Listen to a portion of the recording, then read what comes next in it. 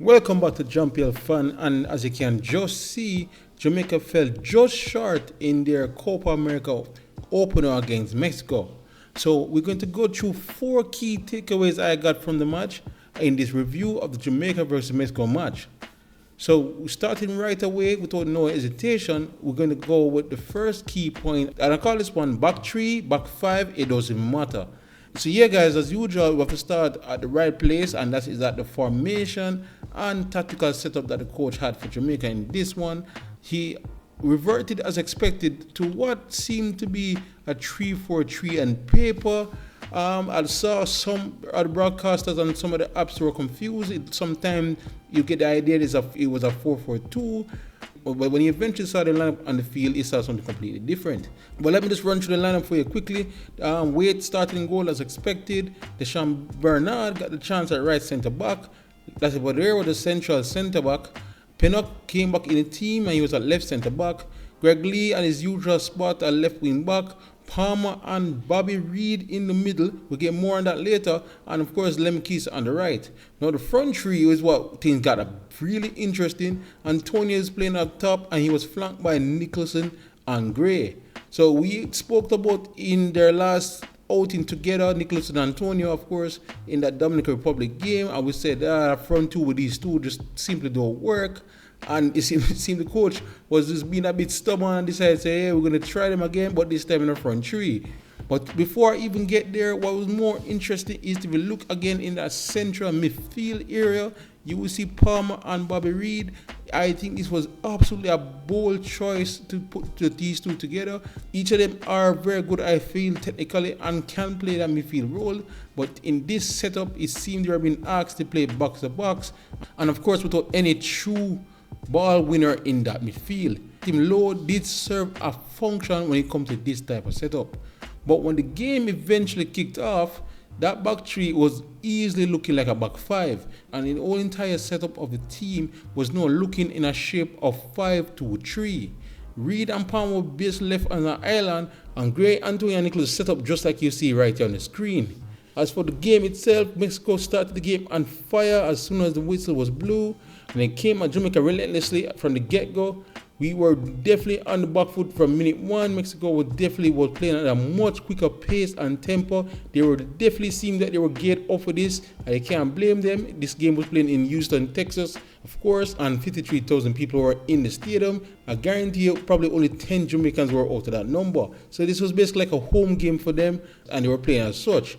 We had to weather a huge storm, and it was not helped by the fact that we simply looked very nervous on the ball as usual, but even other small nervous breakdowns were happening, even miscommunications were happening with the back 5 in our own box, and it seemed that we were just out of our depth. Credit to the team though, we kept them at bay just barely, and eventually as the game ticked on into roughly the 20th to 30th minute, we were now eventually settling down a bit more. Bobby Reed was getting a bit more on the ball, and while I can say he had some nifty touches and turn in that midfield role, he was having some struggles with his passing.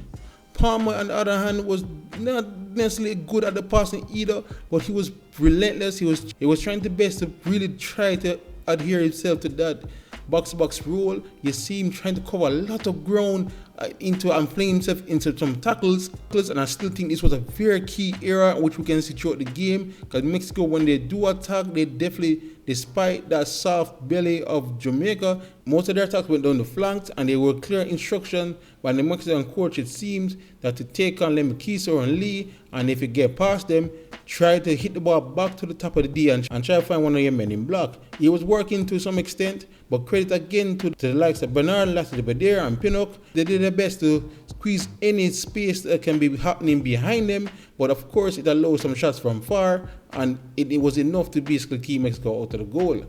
But again, when those balls are placed back to the top of the D, Reed and Palmer, who you would like to be there to try to make a shield, were more finding themselves deeper and deeper in the same 18-yard box to help out that back three.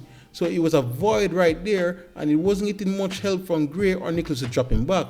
Mexico was basically line up shots after shots, and while yes, they were keeping them at a distance, and we'll get to this a bit later, eventually the dam would have broke. But before we get to that, we still have to talk about the same midfield issues we're having. The fact that the coach decided not to use Damian Lowe in this situation, meaning that he wanted his most technical midfielders on the ball, and you would think would have get much more crisper, much more ball possession, but it just never played out in that way. Lembikisa and Lee were so far in their own half and in their own box, and with Gray and Nicholas not necessarily too bothered to really float back into that midfield to help shore up the numbers, Reed and Palmer were left most of the time at the island. And because of that, when they're swarmed by black shirt, they try their best to just loft the ball up and try to find either Antonio or Nicholas, and it was simply not working. And then even when they eventually get the ball up to Gray or Nicholson, though they were too isolated that Reed and Palmer or Lembikisa couldn't make up the ground enough to give them enough support. So we were just simply not holding onto the ball enough in that first half. But again, credit to the coach and the team. I don't know what kind of halftime talk was happening. He made some small tactical tweaks, and the back five looked much more like a traditional 3-4-3 in the second half started. So much so we actually dominated for the first time in the game. Straight out of the second half, we got a great chance with Greg Lee. And Greg Lee played a nice ball into the box. While the Mexican defense did well to repel it, the header fell to Palmer at the top of the box, and he made a nice shot that caused the keeper some trouble. It was no clear now that the players were now playing with much more confidence. Palmer, Reed, Nicholas and Gray was getting much more help in possession, with Lembikisa and Lay much further up the pitch, and he was now causing some pressure to the Mexicans. So much so that he led to a goal when Lembikisa got a chance to swing in another ball, this time with his left foot, and Antonio managed to head it in, and it goes into the goal. Unfortunately, it was an own goal, and we'll talk more on this later.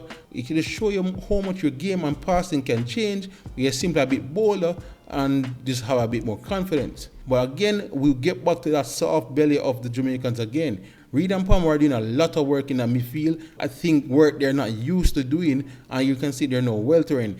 After that near scare for the Mexicans, they decided to step up that gear, and they were now passing with much more quick tempo as if it was a start of the game again. And you saw them now getting closer and closer, getting much more shots at our back three. And while Wade stand on his head to keep everything out, you knew the goal was coming. Coach Grimmy also saw it coming, a change was needed, and he decided to do in a 68 minute to take out Gray, who clearly looked like he wasn't at his fittest. And surprise, surprise, Bernard also left in 68 minutes and was replaced by Michael Hector. Now, I'm really curious to see if Bernard had a knock in the game, because with the back five playing so well, with the back three playing so well, with Bernard himself playing so well, I don't think you would have want to change him. We saw he got subbed at halftime in his last match at Dominican Republic, so maybe it is a niggling issue he has, and we hope to get some confirmation after that. But Hector coming in the game seemed to cause some trouble. While the other chain saw Damian Lowe come in for Gray, and you could understand somewhat what the coach was thinking here. The Mexicans were now utilizing what they were doing all game long by taking their chances through the middle at the top of the D, and he probably wanted finally some real steal and protection there. But in my opinion, I think he covered a bit with his tactics. Yes, bringing Hector if Bernard is injured, but at this point I was shocked that Bobby Reed stayed in the game. I would have bring in a Cephas at this time to help stretch the field, because the Mexicans were definitely not worried about leaving Antonio and Nicholas in space, because they still believe their pace can hurt them, and would desperately need an outlet ball when the waves and waves of Mexican attacks was coming. So to not have a Cephas come at this point was a bit shocking to me, to be honest. Then a goal came a minute after, right in that same soft belly again of the Jamaicans. The ball was headed out to the top of the D. Bobby Reed on tight legs went to try to cover. They get a pass around him and went straight to Ortega, who was the left back of the Mexicans, who was free on top of the box again, which they've been doing all game long, and this time his shot went in. So it was unfortunate that, the coach was trying to prevent this from happening with his changes, and yet it happened anyway 1 minute after. At this point, I was hoping the coach would immediately tell his bench to warm up, but we continue playing with the same setup, with no Damian Lowe in that middle, with Bobby Reed placed a bit further up to try to help Antonio. With him and Nicholson up front, it still looked disjointed. Then the changes finally came. The changes were probably many people wanted finally came late on in the 88th minute, with Dixon now coming in for Antonio and Cephas now coming in for Bobby Reed. I was switched up 4-3-3, and again I feel like the Cephas change was a wrong one to happen at this point in the game. Cephas is at his best when there's space to burn, And with the Mexicans already leading late in the game, they weren't as adventurous at this point and had no problem resting their back four, which means that Cephas didn't have that much space to run behind. So he was basically wasted at this point. I really believe if you're going to bring a substitute this late, a Corey Anderson, who is much better at the ball and probably can help us keep possession higher up the pitch near their box, would have been a much better substitution here, because I don't think Cephas is necessarily the most effective against a low block. While Dixon, on the other hand, immediately showed a spark as he normally do, and maybe showed that maybe he should have come in the game much earlier. And while we managed to create some small half chances, the Mexicans eventually sealed the game and got their 1-0 victory. Alright, we're going to move on to point number 2, or we can call this one no more waiting. Okay, I was one of those people when I got the news that Andre Blake, the influential captain and number one keeper for us, when he got the news that he will be missing the tournament because of coming back from surgery, I immediately got worried. Time after time again, Andre Blake was the one to necessarily pull off some acrobatic style and skill to save us and keep us in games. So to me, to lose him was a big miss. I can admit I didn't see much of Jamali Waite. We have seen him in small friendlies, even in the recent World Cup qualifiers where he did okay. I must admit I was still worried to see what he will do on the big stage. But man, that was a performance that even Andre Blake himself would have been proud of. He was immense. If it wasn't for Jamali Waite, this could have easily been a 4 or 5 drubbing by the Mexicans. He was excellent, not just for his shot stopping, but I also felt that he was good on his positioning, especially on set pieces, and he was even brave coming out of his box, which seemed like he was a madman, but he was brave enough to still go out there and get a header when the Mexicans had a ball over the top and it seemed they were having a one-on-one. And you think that this kind of performance on this kind of stage, you think it's some bigger clubs will now be looking at him. It was a very good performance by Jamali Waite. And yes, while some people believe he could have come on his box a bit better, push out his that back line a bit faster out of his space on the goal for Mexico, you still can't take anything from him for this performance. He's 25 and this will be key experience for him going forward. And you know believe that when Andre Blake eventually finally pull up his gloves, we have some good backup in place. So I have to give Jamali Waite a special shout out for this performance and well done to the man. Point number 3, Lembikisa. Now we have to move on to another person I thought had an outstanding game for us. Another person from that defensive line that was immense, but he did so much going forward, was Dexter Lembikisa. He's obviously one of the main players for us in that run to the third place in the Nations League, and he has showed again on this big stage how immense he is. Why this man not getting more games for Wolves, I don't know, but you can see the immense potential and talent he has. Before he even get his attacking prowess, in that first half he showed just how good he is in terms of defending. He had a tough time but did well against the Mexicans in form attacker Quinones and kept him at bay for majority of the game. He even had a good daring last minute save when the ball came in this box, and he did not lose his concentration and was able to get the ball before it was an easy tapping for the Mexicans.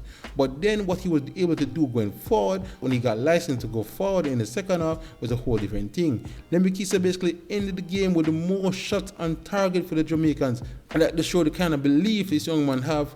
And of course, while he still have some things to clean up on, his decision making in some areas still could be better, he's still only in his young 20s and he would definitely improve. This was another shining, outstanding match for him, and you can hope he continues to improve, but we're so glad we convinced him to come over early enough to be part of the Jamaican project. Again, Lembikisa, big up yourself, outstanding performance from you. Point number 4, stats can lie. Okay, I'm going to bring up back this starting lineup again from FootMob. Right there on the top of our attacking line, you see a number 9, Antonio, and you see a 6.0 beside his name. Now, this to me is shocking. I thought he had a great game, and he's been coming under immense pressure as of late from the Jamaican fans for not scoring in a while. But these are the type of performances that sometimes it shows that while you don't score, you can still be immensely effective for your national team. He was almost everywhere in the front line. He even come back a lot of times in that midfield, and even at one point he broke up a Mexican attack by pulling off a slide tackle to intercept a pass. So he was doing everything he possibly can, especially in the second half when Coach Grimmerson decided to change the tactics a bit, and when we are out of possession, our 3-4-3 would now look like a 5-4-1, and Antonio would be the one that would slide into the left wing to help clog up space. But he still didn't shirk his responsibilities. He would run at both left and right channels to still try to create something. He even would switch the wing when necessary to help advance the play and look for his strike partner Nicholson. And it was a darn shame that after all that hard work, his goal was taken away from what was a clear offside. But this is the type of performance that will simply just not show up in stats. And while I understand, again, a striker's main job is to score goals, and he didn't have any real shot in anger, if I remember correctly, you cannot say he necessarily had a poor performance. You also cannot say or ever believe once again that he did not fight for the badge. He clearly fight for the flag in this game, and he could understand why he was even substituted in 88 minutes, because he probably ran himself ragged. Here's hoping his hard work will pay off eventually and the goals will come. I still think he had a good game, and it's crazy the stats people only give him a 6 out of 10. So yeah guys, that would be for my 4 overall takeaways from the game. Again, Jamaica were competitive, but still lacked some crucial final touches in the final third to really swing the game in their favor. Now, was that down to more Coach Halger Grimson tactics and game management? I actually would think so, yes. He took the risk to have Reed and Palmer alone in that midfield, and I felt that if you're going to do that, we should be doing better in terms of holding onto the ball. He took too long to encourage Lembikisa and Lee to get up the field, and while he had liked the tweak he did in halftime that we would switch a 5-4-1 out of possession, I still felt that he left his attacking line and those midfield too isolated too often. The other issue I have with him is that he stuck with his stubbornness a bit to have Nicholson and Antonio on the field at the same time. And Nicholson, I thought, had a horrible game. While he obviously is definitely a goal scorer, he's not the best at holding the ball, and his off-the-ball movement really desperately needs some work. He didn't necessarily help much, again, Lembikisa and Bernard on that right side, and it could be said about the same for Gray. Having Gray so far up the left wing and not coming back to help Pinnock and Lee almost cost us dearly. But again, after he hit out on his changes when he made them, I still think that Cephas should have came in the game a bit earlier, and it's in the game as well. So a lot more for him himself to improve on come for the next game on Wednesday. I still have to give a shout out to the Mexicans as well. I won't necessarily say they were at their best, but they've probably got what they deserve out of the game with that 1-0 victory. But I also felt, based on how this match was playing out, they were there for the taking. So it was a bit disappointing we weren't a bit braver and went for the juggler. But those are the breaks, and let us try our best to recover in our next game on Wednesday. Alright, before I go, just look once again what Footmob consider our 3 best players. No surprise here, Wade is definitely got the highest rating here with an 8 out of 10. He made 8 key saves in the game and conceded only 1 goal, of course. So what more could I say about him? He definitely was the man of the match in a lot of ways. He definitely kept us in the game as long as he could, and on the goal itself, he couldn't do nothing about it.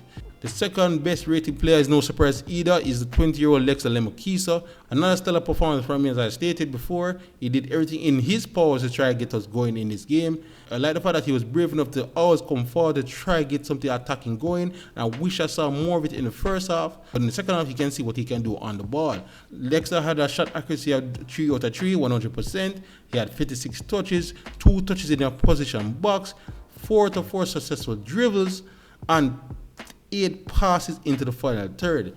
This man was on fire, people. You can look at his defensive side. He had 3 tackles, 1 out of 3, 1 major block, 3 clearances, 1 interception, and 8 defensive actions taken. Definitely almost a breakout match you could say about Dexter. Alright, the third best player on the field for us, according to Footmap, was Deshaun Bernard. Again, it was a shame he only played 68 minutes in the game, and we are waiting to see if he's injured or the coach felt like his legs were going. He had 15 out of 19 accurate passes, but it's more in the defensive third he was at his best. He had 2 out of 3 tackles, 1, 2 blocks, 7 clearances, 2 headed clearances, 1 interception, and 14 defensive actions. Another stellar performance by Deshaun Bernard. At the 23-year-old is increasing his stocks as one of our most important players on the pitch, And again, we are waiting to see if he was injured while he was pulled from the game, because you felt that maybe if he stuck around a bit longer, we could have sealed the game, but you never know. But again, I think the rating was fair, especially since he came out early. Alright, as usual, we look at what is considered our worst player, especially out of the starting 11. I already stated that Antonio 6.0 I don't believe in, but Nicholson himself also got a 6.0. He played 90 minutes, of course, and only had 3 total shots. His accurate passes was 12 out of 14. He had 3 chances created, but he had a shot accuracy of 0%, as 2 of his shots went nowhere on target. 5 touches in the opposition box for our main number 9 is a big problem. 1 pass in the follow turn as well, and he was dispossessed 3 times. Yeah, and we touched on this a bit. Shamar was outstanding in the Dominican game, and of course he form for us as of late is being key to where Jamaica is now. So I am not here to say Shamar Nicholson should not even be on the field. He's definitely a good player, and you could argue that the coach put him in a position he is simply not good at. He's no right winger, he's no withdrawn striker, he has to be the number 9. How Coach Green may decide to work this out going forward, it'll be interesting, but we need him more in the box and wait for his chances, because when he gets them, I feel that he's a deadly finisher. But for now, he got the worst rating of this match, and I feel it was accurate. But I also believe he will bounce back as long as he's not playing no right wing. What about the team overall statistics? No surprise here. Mexico had 61.5% of the ball, while Jamaica only had 38.5%. They had 9 shots on target compared to Jamaica's 4. Mexico had 20 shots overall compared to Jamaica's 13. So yeah, not again a full blown out game by Mexico, although again, if it wasn't for the weight, maybe it would have been. But Jamaica still need to be more dangerous going forward. If you want to get anywhere in these type of tournaments and beat these type of teams, we just have to be more goal dangerous. Alright, just before we go quickly, just look at the other teams that are in our group. Of course, the game that played earlier before ours was Ecuador losing, surprisingly, to the other lower ranked team in Venezuela, 2-1. Ecuador actually lost their captain and vital player in Ener Valencia in the 22nd minute to a red card, but still managed to get the lead by Jeremy Sarmiento in the 40th minute. But the Venezuelans rallied in the second half, and thanks to Cadiz and Bello, they got the victory, a 2-1 win. So of course that leaves them on top of the table with 3 points from their one game. Mexico joining with also 3 points, and Ecuador and Jamaica with some job to do. No, that also means that we play Ecuador next, who is regarded as the strongest team in the group. So it leaves us with an uphill task, and surely they'll be up for this game.